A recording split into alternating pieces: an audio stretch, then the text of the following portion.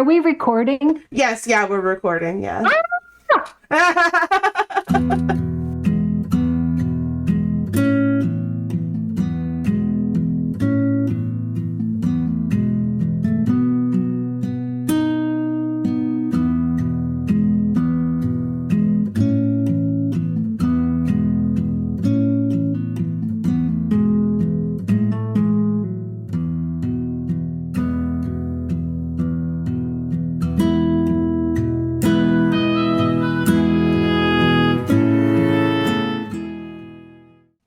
It doesn't help to take in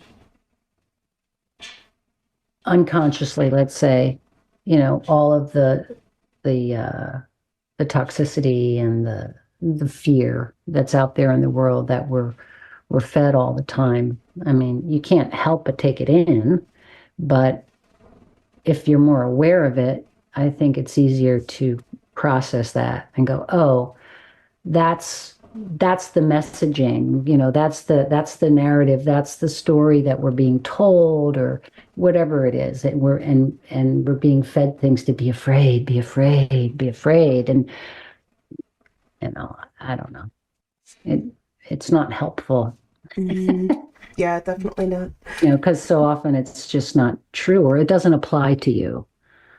It might apply to some situation on the other side of the world, or the other side of town, or the other people you don't know. But if you're reading about it and watching it on the screen and taking it in and getting and letting that drama, even though you're like, oh, I know this is just a story, or but it's still that energy, it's getting in somehow.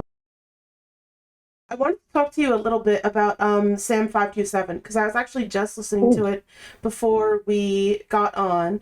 And it's very interesting. I'm having trouble like following the plot exactly. I think there's like these aliens that are looking out for this girl. Yeah. Yeah, that's an audiobook that I just did last fall. It's weird, isn't it? No, I It's love kind it. Like it's so interesting because I was like, what is this about? Like, where did you get the idea for this? Well, I don't know.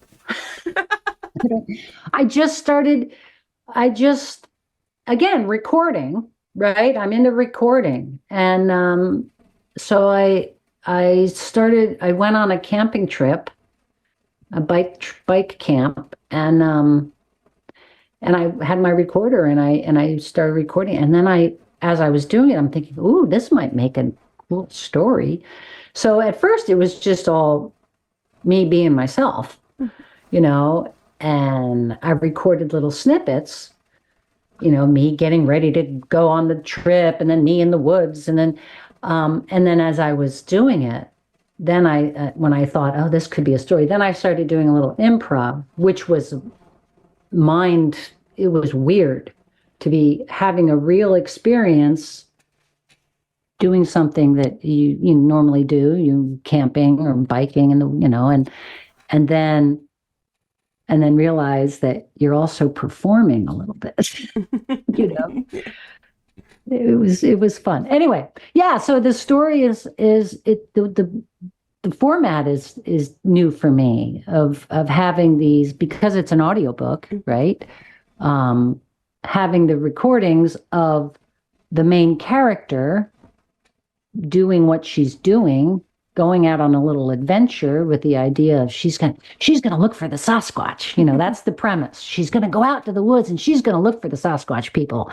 And then there's this whole other element that she's not aware of it, but that is the narration of her circle of guides, which is not just an alien. There's her grandmother, an ancestor who's passed, and a friend who's passed on, and he's in it. Who else is there? Oh, there's a Sasquatch too, who goes in and out of dimensions. So he's part of the narration. He's part of the scene of the circle, and they're having a meeting that was called quickly because their job is to guide this poor Sam, who is unaware of her, well, not completely unaware of her guides, but not really connected. And they're trying to get her to raise her vibration because she has to make the shift in consciousness. All humans are going through a shift, and they want her to raise her frequency. So they're trying to get her to do this while she's having this adventure. And of course, she's feeling things, and it's interesting, right? And there is a point. There's a little bit of a plot.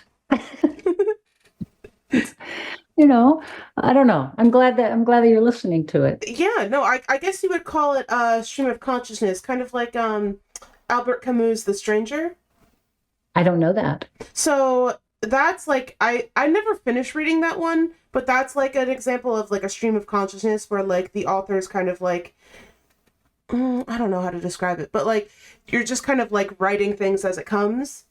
So like Yeah. there might not be like there's always like a through plot line, but like Yeah. it's not things are like happening out of order or like Right. things like that. The Yeah. other one is Portrait of Dorian Gray. That's the one that you might have heard of. That one. Yeah. So that's the one that's like more famous. The Right. Stranger was the Right. one that I had to read, so that's why I'm remembering that one. I never did get all the way through it though, but no, I think that's kind of like what you're describing, and like I was listening to it, and I'm like, oh yeah, like it kind of reminds me of like the same kind of stream of consciousness that I remember like from The Stranger and from The Portrait of Right. Dorian Gray as Yeah. well. Yeah, and it's juxtaposed, like, she's the main character is in the woods, sitting next to the lake, having her thoughts. Yeah, she's talking a lot about what she's thinking about. And of course, the stuff she's thinking about is the stuff that brings her frequency down. It's she's talking about well, when the logging trucks go by, and she's like thinking about the logging and how we're all, we're just cutting down all the trees, and where is the world going, and oh my gosh, what's happening, and then suddenly a duck appears, and she's like, oh, hi, pretty duck, you know? And so you've got this shift, but then you snap into the narration, and the characters, her circle guide, who have their own interactions going on and talking about it. And she's unaware of that, of course, but then they're saying, well, let's send her butterflies, you know, the Sasquatch dude, Carl, he's like, I just want to send her butterflies. Well, then the next, thing of her sitting next to the lake, well, here comes a butterfly. It almost hits her in the head, which really happened. So I recorded all of that, the stuff that really happened, the duck, the butterflies, the things going on, and then wrote the story around that. Right. So some of it was real, some of it was improvised. When you get to the end, towards the end, you have to improvise. You have to, because you have a story going now, right? Now you have to make something happen. So, yeah. So I think of it as a mix between improv, journal entry, and what else did I call it?